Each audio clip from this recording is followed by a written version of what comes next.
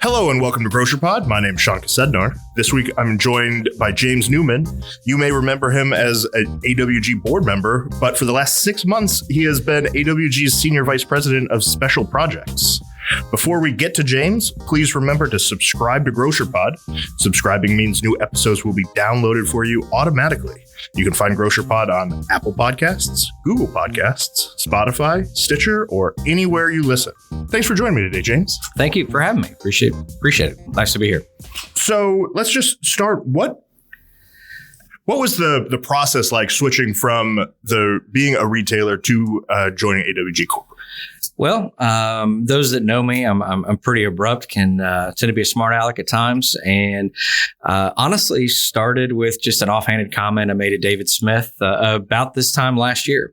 I've been in retail my entire life, and my dad and godfather started the company that I left, Value Market, that my brother Greg and brother-in-law John Bazell are still running today and still an active AWG member. He started that company 45 years ago, and my dad spent his entire career in the grocery business, and just started in sales probably as young as 10, 12 years old. Newspaper route to popcorn stand to going to school, working in the grocery stores. He grew up in La Crosse, Wisconsin, moved to Madison, worked for Piggly Wiggly in Madison while he was in college. My brother Greg was born there. After graduation, he moved to Milwaukee, went through the Kroger management training, and then started with the Treasury stores, which were owned by JCPenney. And they moved him around the country quite a bit. Went from Milwaukee to Mobile, Alabama, ran a store there called Bellis Hess, was in Virginia, which is where I was born, 13 years after Greg. There's a pretty good gap there. And was running some GEX stores, back to Milwaukee as a district manager. And 10 months into that stint, JCPenney decided to get out of the grocery business. He had trained my godfather. They were in the Navy together, high school buddies, and he was in Louisville, Kentucky, and they got on the phone. They were both unemployed and said, maybe it's time we go into business for ourselves. And went through, vetted out the 2 stores that JCPenney had closed there and did not have buyers for. And, they were backed by a wholesaler, went into business, and, the rest is ups and downs of acquisition of other chains that left the market. The current 4 stores that my brother's operating today, 2 of those were AMPs and 2 of those were Winn-Dixie. So, us, like many other independents, have benefited from just kind of outlasting some of the chains that have taken a weaker position in some of our markets that we service today. So, knowing our senior leadership here, I go back pretty far with both Dan and David Smith. And Dan Funk was with SuperValue out of the Xenia division when we were with them. He came in from the Denver division. He was in the meat department. And we actually left SuperValue due to their activity-based cost program and the burdens it put on our business, and moved to Fleming. And David Smith was at Fleming in real estate. It was back late 90s. And we were looking at an acquisition of some stores in Eastern Kentucky that SuperValue had a first right of refusal on, and we weren't going to get them without going back to SuperValue. And they made a lot of promises of how they changed things, and made it more friendly for retail. But most importantly, if we wanted to expand, we needed to go back. So we reluctantly left Fleming. Timing as it was, Fleming went through bankruptcy not long after we left them. So it ended up being kind of a tale of woes. We left an environment that went into bankruptcy and couldn't fulfill orders to their stores in order to go to a supplier that was charging too much. So Greg, my brother, put in a very astute clause in their 7-year contract that if we didn't see improvements in cost of goods, we could leave in a year. Well, there enters AWG. With the Fleming bankruptcy, AWG took over the Memphis and Nashville divisions. we met with, the old Fleming folks that were still in place, David Smith being one of them, Milton Milam running that division at the time, and some of the folks from AWG, Jeff Pedersen and Bill Lancaster out of the corporate office. And when they first came in, there really wasn't a robust program in place because they were still going through just the acquisition process in general. And we were still adjusting to SuperValue. And Dan Funk was at an elevated division position at SuperValue at that time before he went to corporate and then came here 12 years ago and rose to be our next CEO. So, we continue to evaluate AWG, realize that from the cost of goods perspective, it's a slam dunk, even though we still had some hesitancy to really have faith in that. And that's the tough value sell. I mean, it's tough for a retail member to really believe that the grass is truly greener on the other side, because you've been through so many different things, not just with suppliers, but other service providers. Oh, we're going to save you X amount of time. Oh, we're going to be able to deliver this much value back. But most often it does come up short. Well, AWG did not. And we really thrived and were able to add stores. The Winn-Dixie stores that are still being operated by Value today came very shortly after moving to AWG, really strengthened the company. And, let's see here, we go back 19 years now that that Value's been a customer of AWG or a member of AWG. I joined the board about 13 years ago and continued to be very active after I kind of figured out what my role was in the board and going out and meeting on development calls with some larger, more influential groups in the region that had similar backgrounds to where we came from or similar supply chain stories. And when we went through the affiliated merger and went up with the team into Chicago and met with some of the key groups as they came on board, volunteered for a lot of different committees on the board while I was tenured there. Really took to heart our nominating committee and how we went through and went through the vetting process, and really wanted to make sure that everybody on that committee, felt like their voices were heard and they were truly going through the vetting process and understanding and getting background on our board members and not just, a rubber stamp kind of vote. And, that's kind of the way it's done today. We really spend a lot more time going through it and understanding the makeup and the duties of what our board of directors does. I mean, the primary goal for our board of directors is to hire and fire our CEO, but it goes through more of that. It's the financial and fiduciary responsibility of making sure that our members are taken care of, their voices are heard, and that we have a sound and solid financial co-op moving forward through any of the growth that's approved through the board and suggested by management. So there's a lot of vetting, a lot of things that go on in that boardroom that I think a lot of people take for granted of the work that our board of directors do. They truly come in, take off the hats of their company, put on the hats of AWG, and look at what is in the best interest of our co-op on the decisions they make, not individually for them.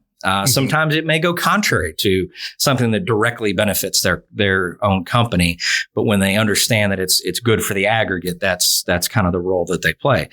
So, David and I had a conversation about someone he was looking to hire, and I kind of flippantly said, "Well, you could always bring me in for XYZ position," and he kind of stopped and he said, "He goes, I would never think about bringing someone in from retail, one of our members." He goes, "But, what are you talking about?" And I just said, well, just looking at our marketplace, looking at my business and where we're at and growth strategies that I was looking for versus where my brother was. But we're two very different stages in life. I was not yet 50.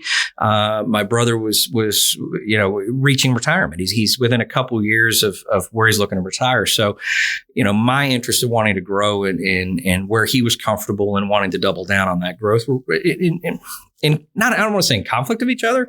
But you had different goals and different goals, different stages of life. And, even look to, could we do something kind of, a separate LLC, but the way we were commingled in the company, it wasn't fair to either one of us to leverage the assets of one company to grow another. And I wasn't searching for a job. I really had only done one thing my entire career. I'd been a grocer. I was running our company, very active in the Kentucky Grocers Association, on my third chairmanship with that organization, very active in NGA on behalf of independents, and very active and passionate about the board. But all of those things also took time away from doing what I did at Value Market. So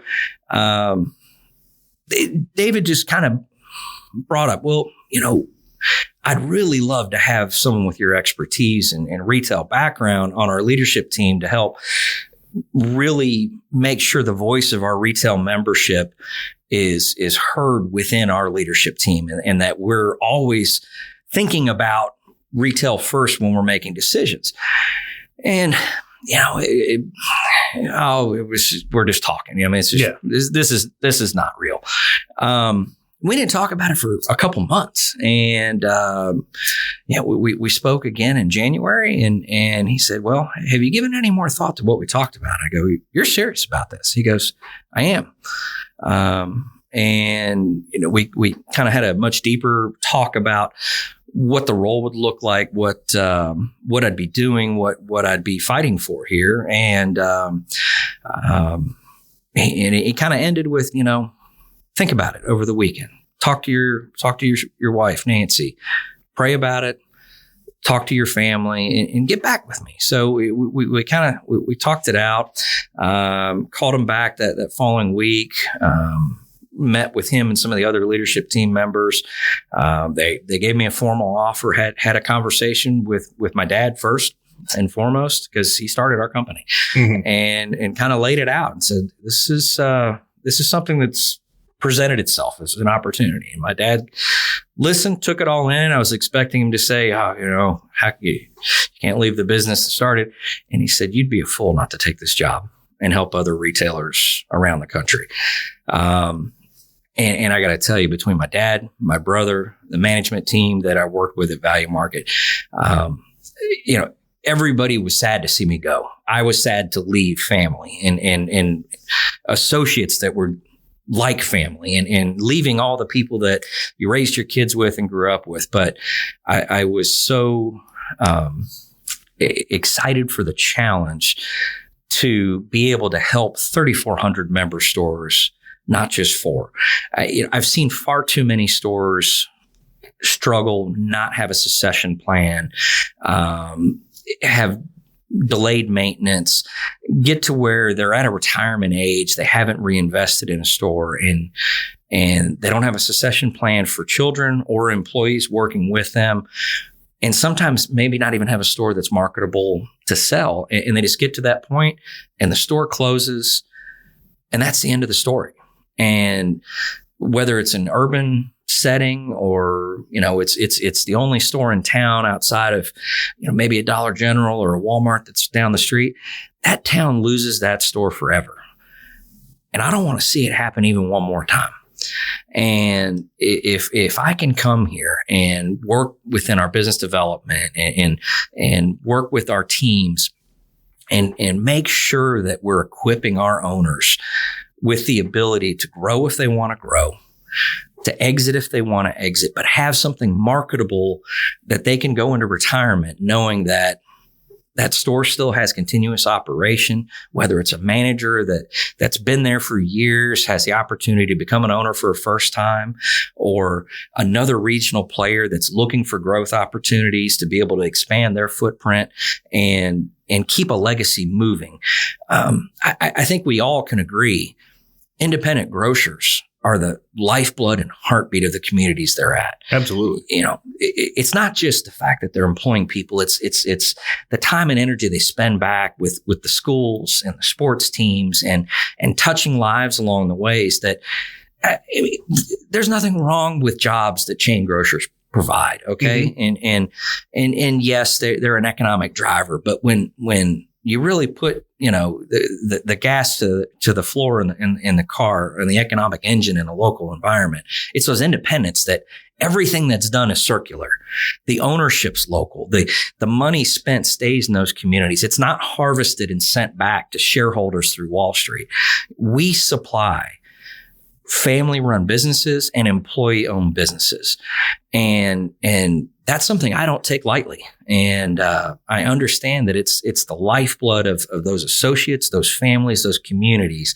How can we continue to make them successful for generations, to be their business partner? Coming into AWG, it was pretty overwhelming. Okay. I'm the first to tell you, I knew very little about distribution. Okay.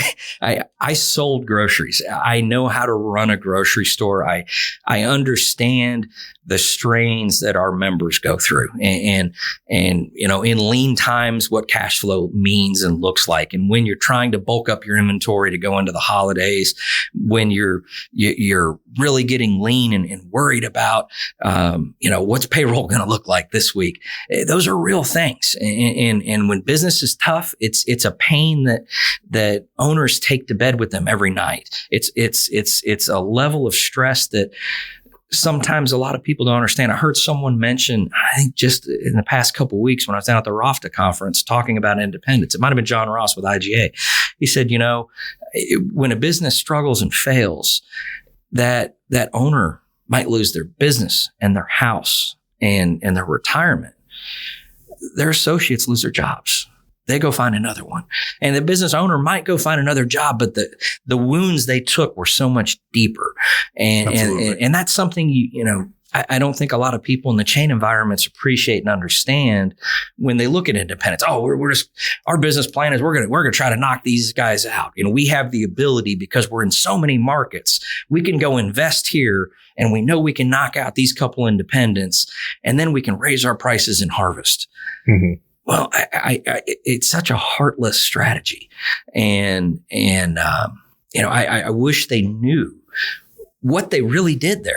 Yeah. And what they really did to that community, what they really did to that ownership group. If they have to close a store, well, they just relocate employees or they go find another job. It's not as big of a deal to them. Mm-hmm. It's just something they go through in their life cycle. And an independent grocer, it's very different. Absolutely. In a previous life, I lived in Chapman, Kansas, and I moved there shortly after a tornado went through and did a lot of damage. But one of the main things was beyond the school that had to be rebuilt, like it lost its grocery store. And I lived there for 3 years, and a grocery store reopened right as I was getting ready to leave. And I went back through a few years later, and just the amount of growth in the town, since then was huge. And I attribute a lot of it to having a grocery store. I had to drive to Junction City, I had to drive to Manhattan, I had to drive to Abilene to go to a grocery store, not even a local one, just anyone. Yeah. And so I totally hear what you're saying. It's part of the community, and anyone that listens to this show, here's when you talk about it. It doesn't matter who the guest is. How do you become part of the community? And I think that you're, a perfect ambassador to that because you've lived it, from every side of it. And now you're here at the corporate office with a lot of people that, have varying levels of experience in grocery. Me, zero.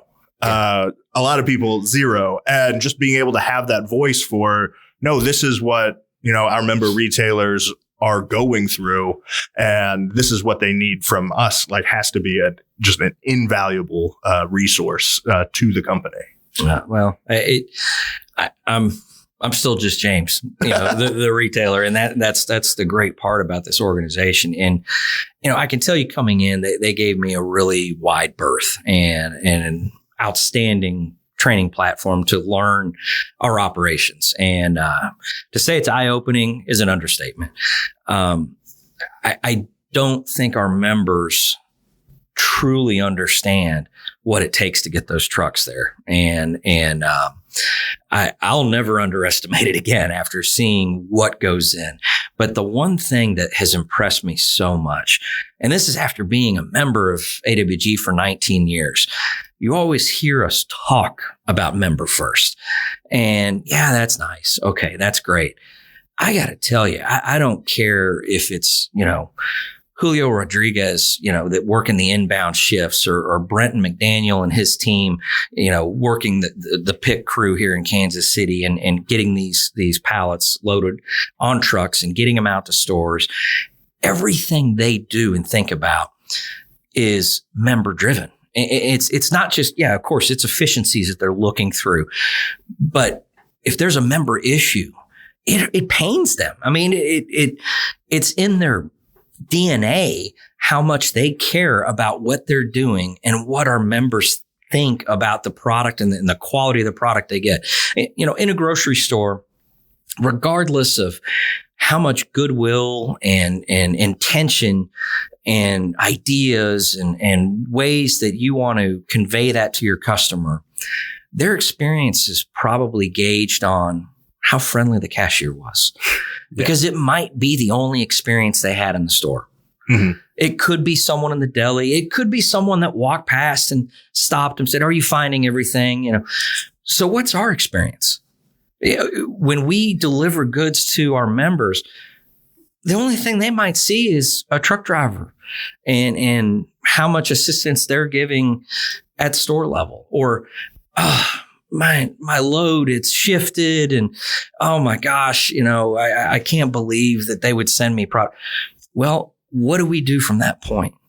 How do we make it right? How do we ensure we don't do it again next time? How do we make sure that the credit's right? How do we make sure that we're getting product to them efficiently at the lowest cost of goods? There's so many moving parts behind the scenes that I think really get taken for granted by our membership. And often they get caught up in their busyness, because we're all busy. Absolutely.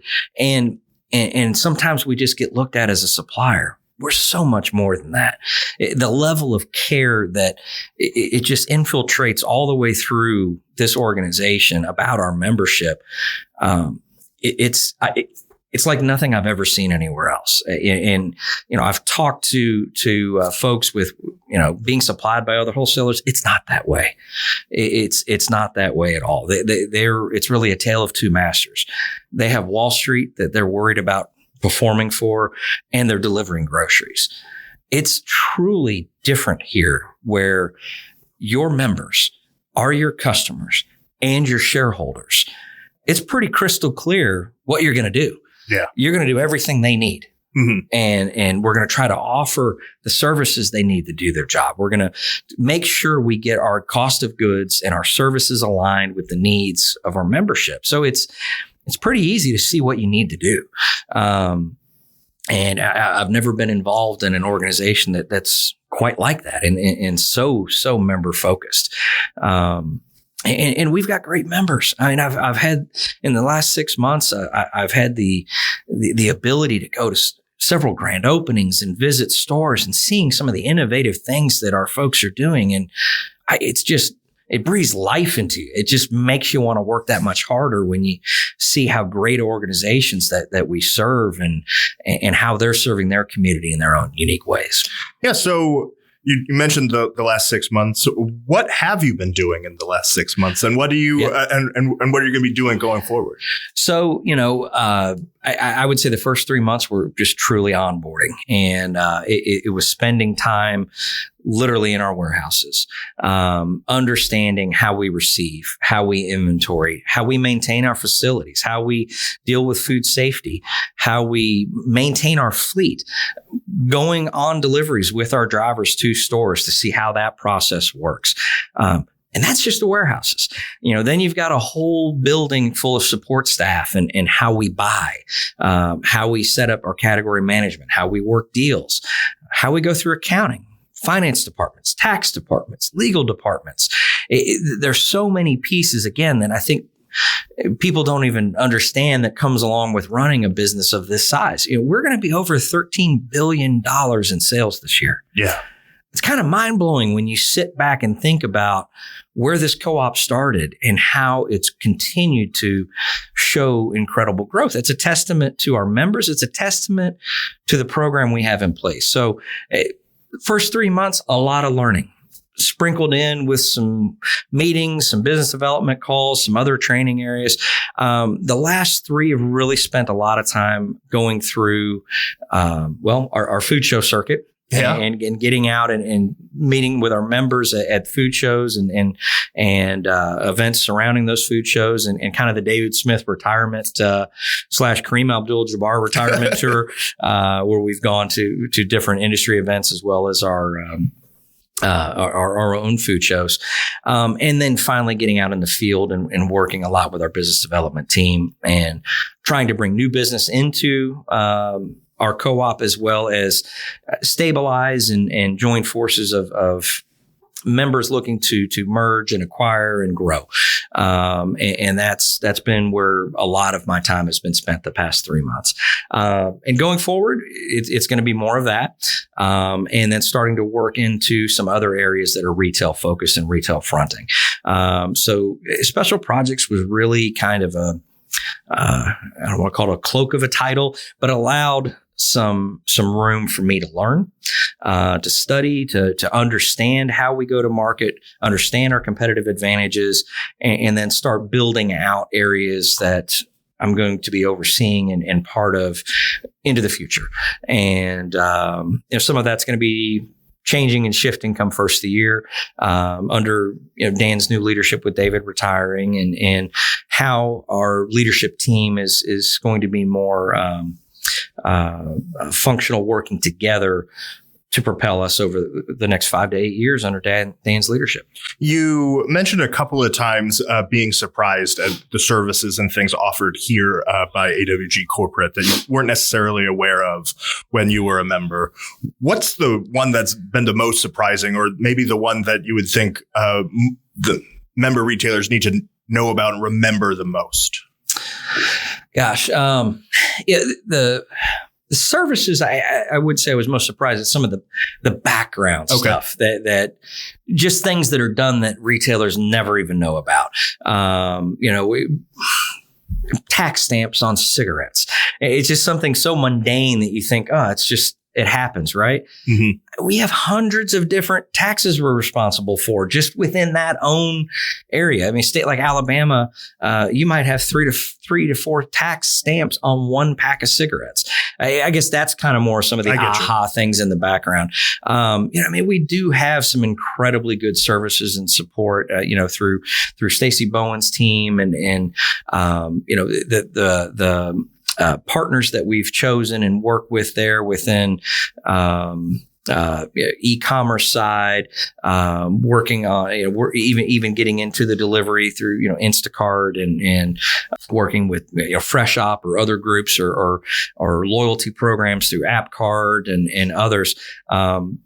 Data is king. And that's the cornerstone of our convergence initiatives is trying to leverage our cost of goods, our percentage of supply from the CPG companies by being able to deliver actionable data that they can see. So it's one thing to see what cases we're buying and what cases we're shipping. It's another to see what cases retailers are selling, and being able to do that end to end data flow with our CPG companies allows us to extract more money, more promotions to be available through our ad groups, in-house, the outside ad groups, the super ad groups, and them to have the leverage to be able to negotiate better deals, better cost of goods to drive more sales through the front end. It's priceless. And then, the work that our teams are doing with the Retail Marketing Network, that's truly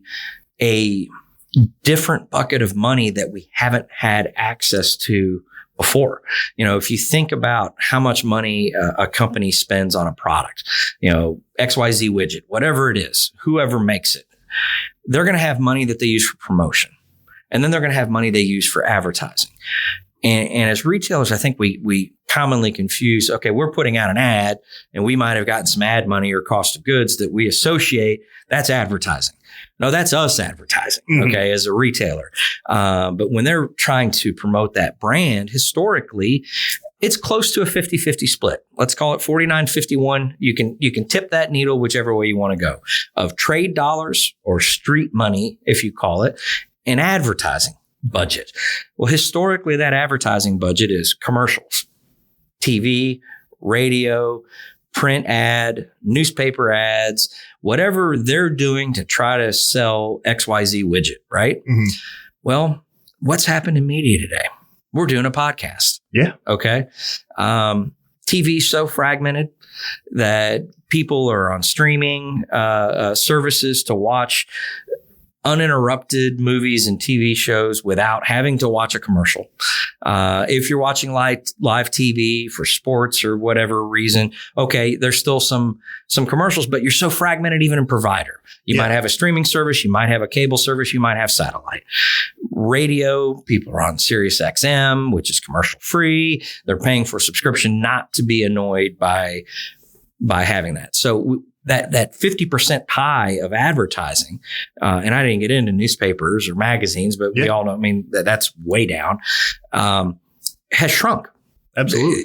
Where you can go spend effectively to tell a consumer about a new item or a new attribute in your item has dried up. So that 50% is down to under 25, probably under 20% of their total spend on promoting that brand. So where did it go?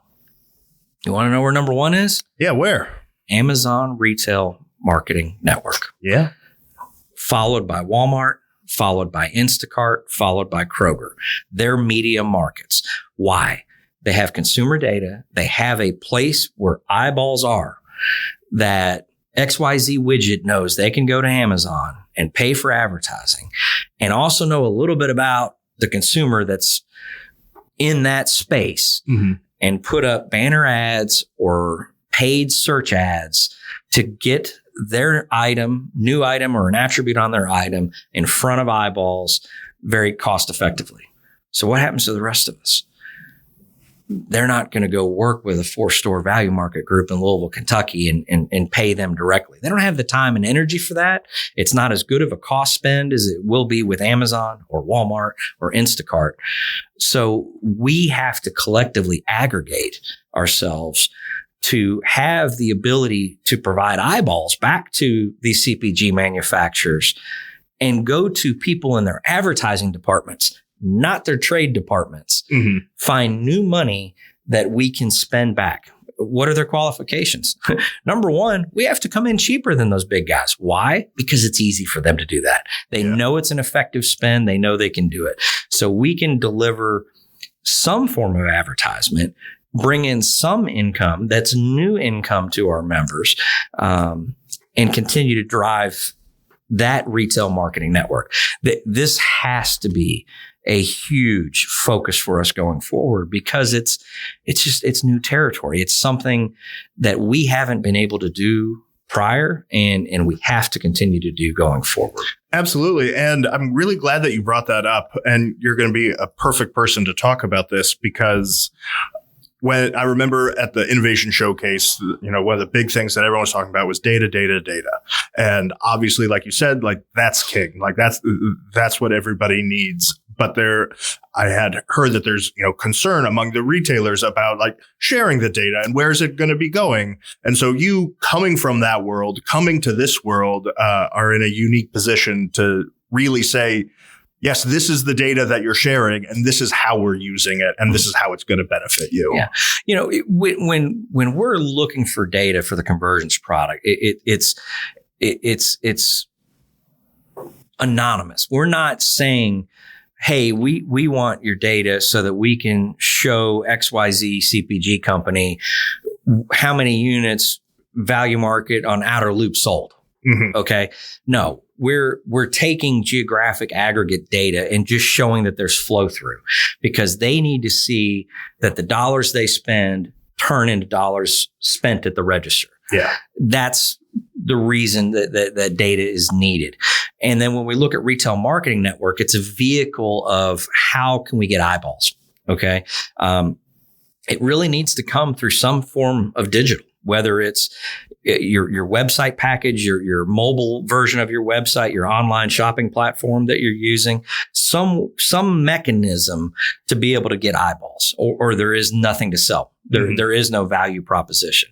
And we're in a world where you hear of data privacy leaks and this and that. We're not asking for specific customer data. We don't want to know the names and locations of where your customers are. We're just trying to give more generalized information so that we can try to extract additional funds to filter back to our retail members. This is not something we're trying. Again, we don't make money here. Yeah. Okay. We try to drive everything we do back to our membership, whether it's programs that are driving true dollars and funding back, or, continue our operations where we're driving our profits back. This is not some new money grab. Yeah. This is a mechanism that we're trying to aggregate because they're only going to talk to groups of certain size, and it's larger size. Even some of our largest groups are going to have trouble tapping into this retail marketing network without using all of us together as an aggregate. Exactly. And getting the more data that we get, then it just shows the more money going through. And so all these places want to spend that much more. Correct. If we take, let's just say some mid-sized group we have that does, $100 million a year in sales at retail, which that's great. That's huge. That's a big company, right? Yeah. Okay. Our aggregate group is $26 billion. Yeah. That makes us a player. Mm-hmm. Okay. That makes us something that if you line up all the grocery retail out there, puts us in the top 10. And it gives us some leverage to be able to push. That's something most of our retail members, the vast majority of our retail members, cannot do on their own. And we need to try to aggregate that might, that heft of the size of our complete co-op for the benefit of our co-op. Exactly. How do you recommend retailers, buy into that? Like, what is missing from them? What does they need? What does AWG corporate as a whole need from them? Trust. Simple as. I think it's as simple as trust. That there's not an ulterior motive. There's no smoke behind the glass. This is truly something that we are trying to do for the benefit of our membership. And again, coming from retail, I think anyone that's been in a for-profit wholesale environment and never been in a co-op before and makes that transition, there's a level of inherent distrust to your wholesaler. I think it's just, and generationally, those of us that have been in there, there's always good people there, and yeah, they can do a good job delivering, your groceries at a fair cost of goods. But there's always a level of distrust that, what are they doing? What are they doing behind my back? What shell game's going on here? What games are they trying to play? And I think it's bred there in an independent grocer. Well, and it makes sense because who leaves a supplier for another supplier because things are going well? They're only doing it because they're not happy. Yeah. And again, I run a podcast. I don't know anything about grocery. But just listening to your story from before and how many suppliers you switched to before you got to AWG, I don't know if that's more, less average of what people are doing. But yeah, I get where that distrust comes from. But I guess all we have is just the track record and showing, just how much work AWG is doing for its member retailers. And that's why I had you on, so you could talk about it. Yeah. Yeah. And I think to hit your point, my dad said, when I was telling him I was going to be doing a lot with business development, with AWG's program, that should be an easy job. and I said, well, you forget how hard it is to change and how many things are subtly different. And it's not easy. And if you have a healthy company and things are going well for you, but you might have some glitches few things that you're unhappy with your existing wholesaler. What is that reason you want to change? Why would you want to disrupt everything you're doing to change? And it's a huge leap of faith. And that's where, do we do everything right? No, of course not. We make mistakes, but we own them. Mm-hmm. And we do everything in our power to try to make them right as quick as we can. And, our best advocates for bringing new business on is our members. Absolutely. Because they have a level of credibility with other owners that no one within the organization can have. I get a little bit of it because I had retail background, but, as some will joke, well, you've already been reprogrammed. You're on the other side. Hey, I'm always going to be a retailer at heart. When I've gone to some of these grand openings in the past few months, and I've been in some of these amazing stores and just feel that excitement, there's not a day goes by that I don't miss it. Are there headaches and heartaches within the industry? Of course there are, but sometimes in that midst of chaos, of a tornado that hit your store, a fire, a flood, a power outage, you see the best in people. And you see groups of people that work together every day and take each other for granted. But when it comes to that state of emergency or urgency, they come together like a family and they fight together. And that kind of camaraderie, I'll miss it every day till I retire, because it's really, that's just the special part of retail that I think a lot of people take for granted. Well, James, I could talk to you all day, but I am going to get you out on this, and definitely going to have you back because you make my segues so easy. I was going to ask, what's the best part about being a retailer? And let's think about something that people aren't going to expect. Like, obviously the customers of the community, all of that you just mentioned, but like, what low key is the best thing about being a retailer? Freedom to make your decisions, and you're capable of doing anything you want to do. Sometimes it's not abundantly clear. To use the old adage, sometimes you can't see the forest for the trees. I'll say in the short time I've been here, and even in the time since I knew I was going to leave, a level of clarity came to me that I couldn't see when I was running my own company. And I've even told my brother today, I said, I'd be a better retailer today. Just seeing some of the things I've seen from the supply side, seeing things other retailers do and do well.